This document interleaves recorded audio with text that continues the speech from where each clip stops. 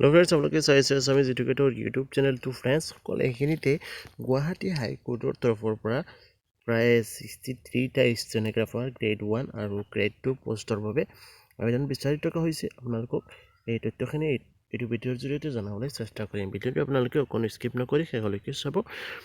ইয়াত চাবলৈ এপ্লিকেশ্যন আৰু invited from Guwahati high court recruitment 2020 63 stenographer post grade 1 আৰু গ্ৰেড 2 আৰু ইয়াত ষ্টেনোগ্ৰাফাৰৰ পোষ্ট ওলাইছে। গ্ৰেড 1ৰ 35টা আৰু গ্ৰেড 2ৰ আছে 28টা। ইয়াৰ পিছত এলিজিবিলিটি ক্ৰাইটেৰিয়া আপোনালোকৰ হ'ব লাগিব for promotion to stenographer grade 1 completion of 5 years of service as a stenographer grade 2 or 2 আপোনালোকৰ 5 বছৰৰ কমপ্লিশ্যন কৰিব লাগিব। গ্ৰেড 2 যদি আপোনালোকে কমপ্লিশ্যন কৰে তেনেহ'লে আপোনালোকক প্ৰমোশ্যন কৰিব পাৰিব।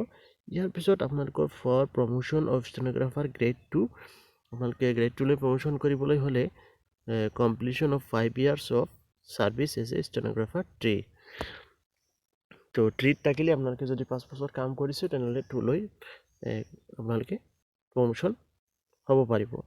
ইয়াৰ পিছত ষ্টেনোগ্ৰাফাৰ্ছ হু আৰ ৱৰ্কিং যিসকলে কণ্ট্ৰাকচুৱেল কগনিজেণ্ট এড HOC ৱেজেছ বেচিছ যিসকলে কাম কৰি আছে কণ্ট্ৰাকচুৱেল সেইসকল কিন্তু ইলিজিবল নহয় এই প্ৰমোশ্যন প্ৰচেছৰ কাৰণে। তো ইয়াত কেনেকৈ এপ্লাই কৰিব আপোনালোকে এপ্লাই কৰিবলৈ হ'লে আপোনালোকে ডিষ্ট্ৰিক্ট ছেশ্যন জাজ presiding officer chief judicial magistrates